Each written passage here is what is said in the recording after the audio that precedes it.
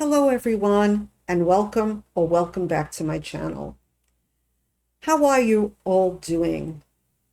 I hope you're doing well. Before I start the meat of my video, I wanted to give a booktube shout out to a beloved booktuber, Janelle, who's in the hospital right now. Her husband, Aaron, put up a community post, and he said that she misses the community, and we miss her. And we miss her wonderful smile and her wonderful videos. She's just a wonderful person. So let's send some booktube love her way. Janelle of Too Fond of Books. Okay, let's get down to the meat of my video. So the title of my video is 5 Unpopular Reading Opinions. And let me say first that these are not all set in stone, not even for me.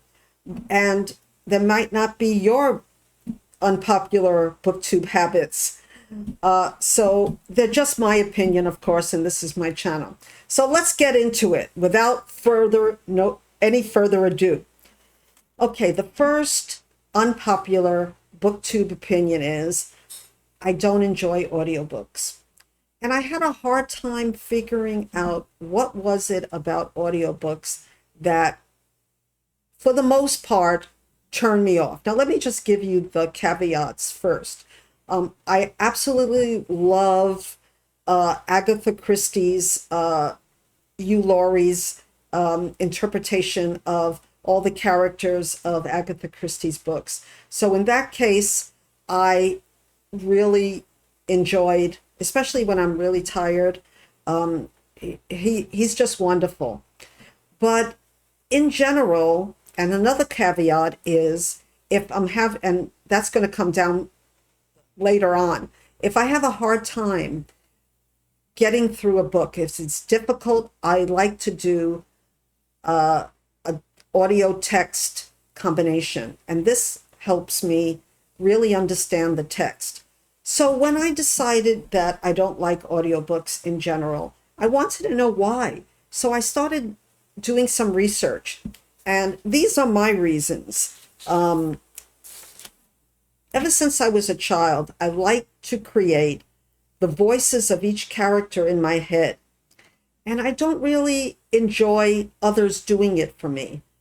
Now, like I said, if it's you, Laurie, that was an exception, and I really enjoyed his interpretation of the Agatha Christie characters.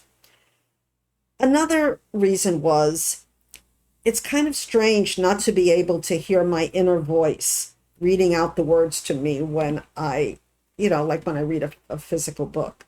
And I've been doing that for over 70 years, so it's just a change. Whenever I read a book, I like to picture the scene in front of me, what they look like, just the scene in front of me. And that was hard for me to do in an audiobook. It might not be hard for other people, but I found it hard. I find it less hard now that I'm really reading audiobooks more. But the biggest one for me is that my attention starts to wander as it more than it does when I'm reading a physical book. And I know a lot of people read audiobooks when they're walking or doing something else. But when I walk, I listen to music. So that wasn't working for me. That might have worked for me if I wasn't really interested in music when I walk. And I do walk 3 times a week or more. So that would have been a good thing. So in general, I don't like audiobooks. And I wanted to give an example. I read Foster. I loved it. It's a 5-star read. Might be so far one of the top 5 books that I've read this year by Keegan. I read it and then I listened to the audiobook, and I don't have the information of who the narrator is, because I know that makes a difference, who the narrator is.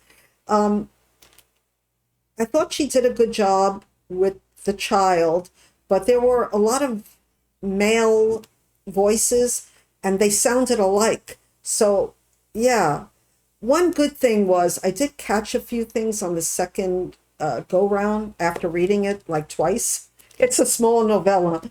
And I did catch some things by listening to the audiobook or reading the audiobook.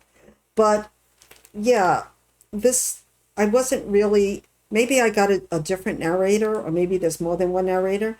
But yeah, I just don't know if I'm going to finish the audiobook of this, but it's so small, so I might. Okay, so what's the next unpopular opinion?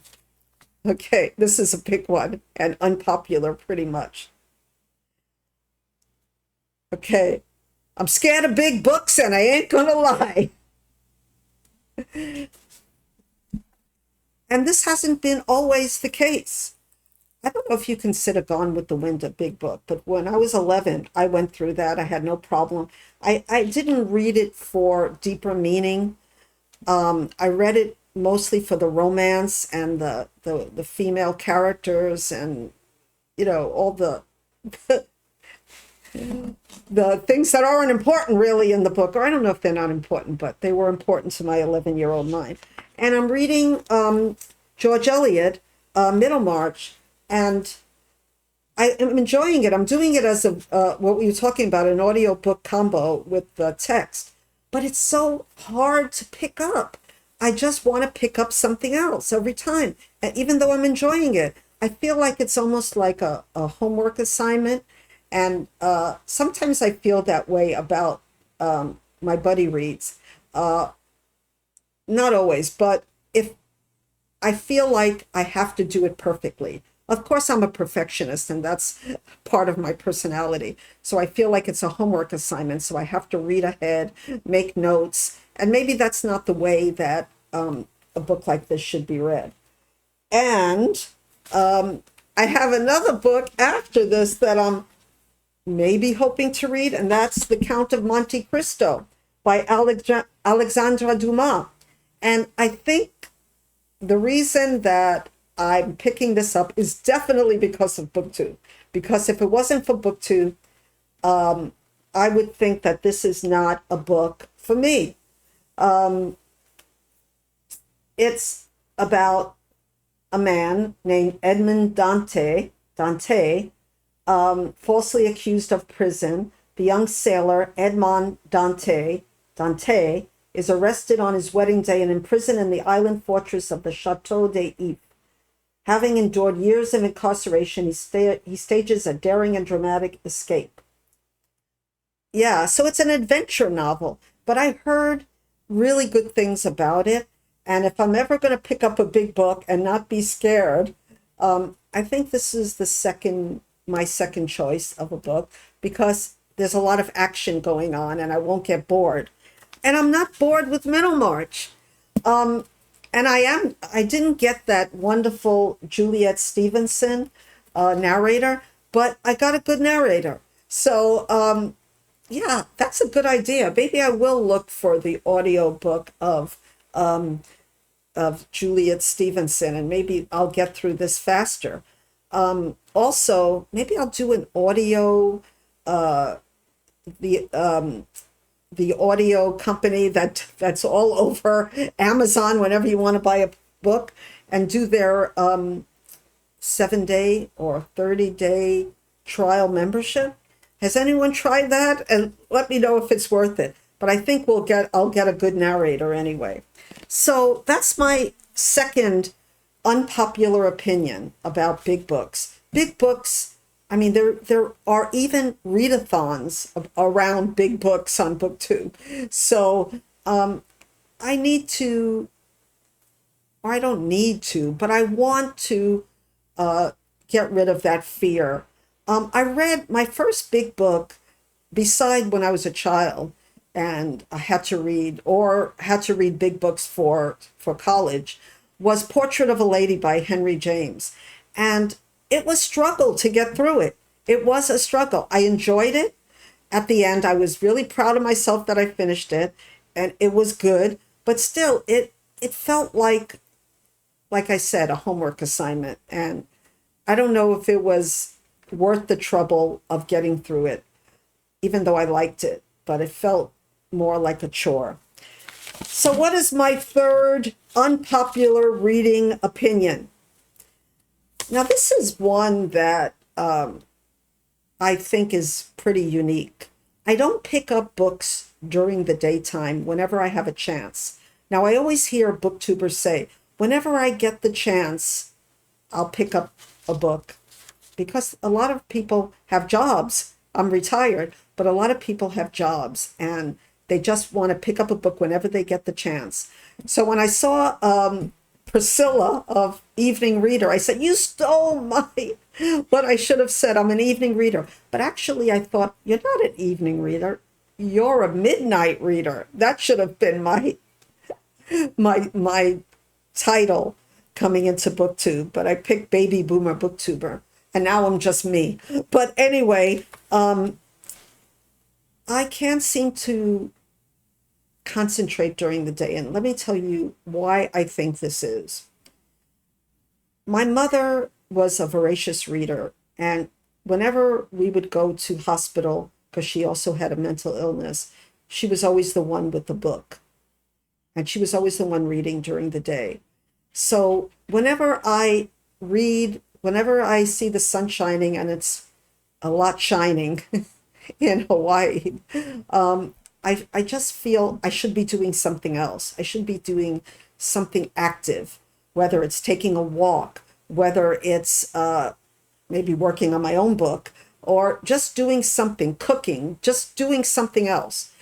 Unless it's a book that I really can't put down. It's a mystery that I have to know what's going to happen, then I'll take the book out. But if it's a serious book or it's something that I need to concentrate on, I definitely will have that on my nightstand, and I'll be reading away at between 11 and 3 in the morning. I know, I shouldn't be doing this, but does anyone else have this habit of reading at night?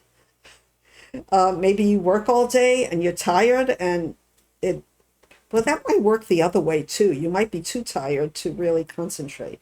But yeah, for me, this works. So very rarely will I pick up a book during the day. And even when I'm on a trip, like going to visit I'm going on a trip to visit my grandchildren and children who live in Minnesota, I very rarely pick up a book to read on the plane. Sometimes it kind of makes me dizzy. That's like reading in a car. It doesn't work for me. Or sometimes it's just that I want to listen to music again. I love music. And I've really found some good albums. Jim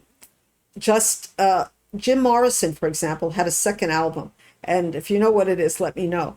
And I didn't know about that second album. And it's fabulous. I don't have the name of it offhand. But I listened to that on a flight going somewhere a couple of years ago. And it said that these are songs that he couldn't fit into his first album that was a big hit. And I love them. The Doors, Jim Morrison, The Doors. Anyway, that's information that you might not need to know. But I think that's a pretty unpopular opinion.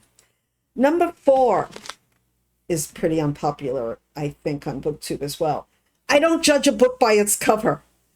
I didn't even know that was a thing until I joined BookTube, which is kind of dumb of me because I wrote a book that I had to pick a cover for.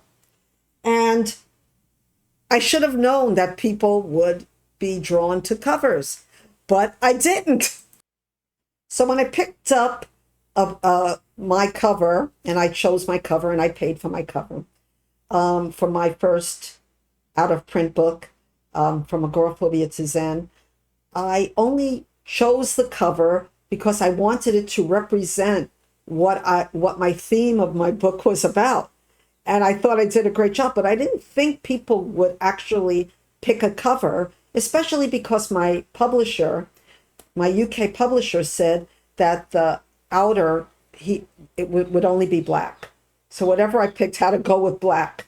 So I didn't think that would make it very someone would want to pick it out because of that.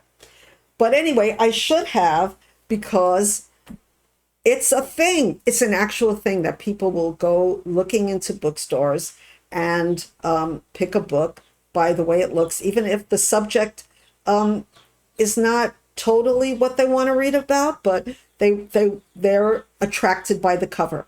And thank you, BookTube, because now I know when I pick out my second cover, if I'm allowed to, if I get a publisher. If not, I'll pick it out myself. But yeah, I didn't really know that was a thing, and I never picked out a cover for just by, I always looked at the words. And I think that's because I'm more of a reading visual type of person. And maybe that's what goes on to why I don't enjoy audiobooks that much. Since I'm also giving you an overview of the books that I'm reading this week or finished this week, I want to show you a cover that I really enjoyed, as well as a book that I really enjoyed, and that's Annie on My Mind by Nancy Garden. This is for Pride Month. It's just a lovely book, well written. It's a YA book about two girls, 17-year-old girls, who are finding love with each other in an environment in New York in the time, in the 70s, that wasn't accepting at all of gay relationships. My daughter told me to read this book. She read it when she was a teenager and was questioning her sexual preferences. And she loved it. What I loved about it was that it gave a really good picture of New York during the 70s, because Nancy Garden said that she wrote this book during the 70s.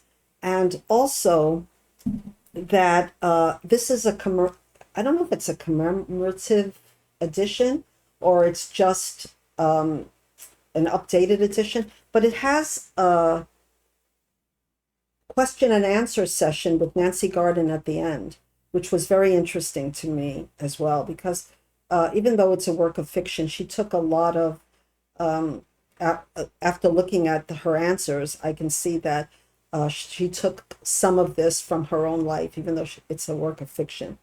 And she says that more than once. These are 17-year-old girls. My one little blip or something that I noticed that was that they started out at 17, yet they go through like a year and a half and they're still 17. So maybe that was a little mistake, because they should have been 18, or at least one would have been 19. But yeah, that was just a little thing I noticed. Another thing I liked about this book is that it's not dumbed down for a young adult audience. It shows a romantic falling in love of two girls in a beautiful way, but it doesn't hide. It doesn't hide the bad stuff, and it does it tastefully. It shows how they fell in love and what they went through. I just loved it. It had a little bit of an abrupt ending, so I would give it 4.5 stars. But I read it because it meant so much to my daughter, and I wanted to, and she was right. I love this book. So like I said, I'm reading it on Pride Month, and I also picked up a second book by the same author, and it's Hear Us Out, Lesbian and Gay Stories or Struggles, Progress, and Hope, 1950 to Present. It's also by Nancy Garden.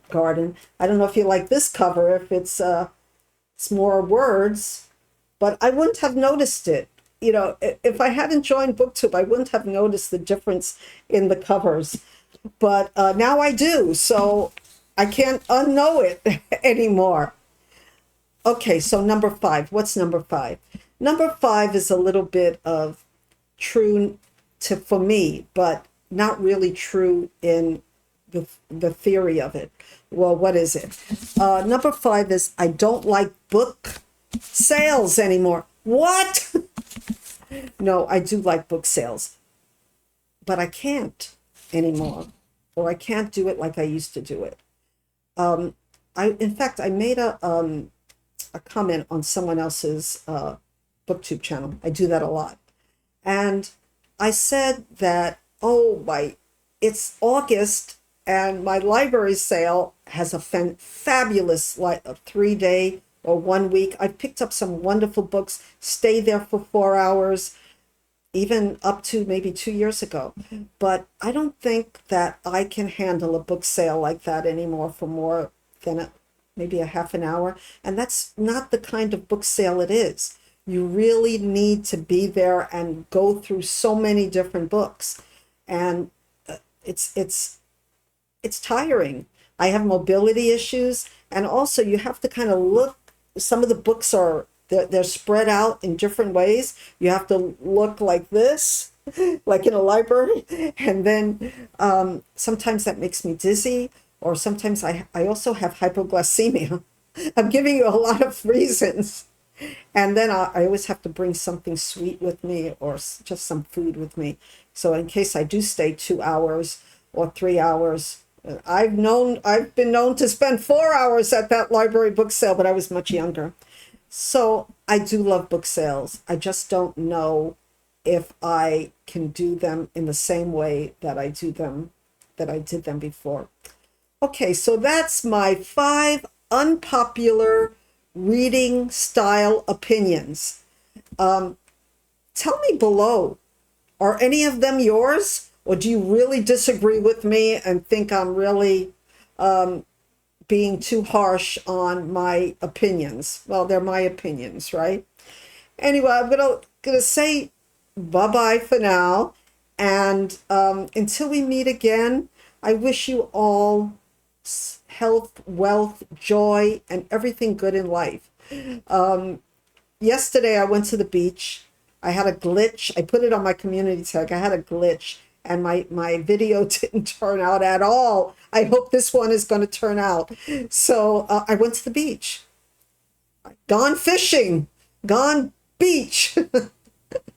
And it was just wonderful. I have some color in my face, if you notice, even though it was like 4 or 5 o'clock in the afternoon. Summer is here, and I'm going to enjoy every day. And I wish that for you. So we meet in the next video. Hang loose. Aloha.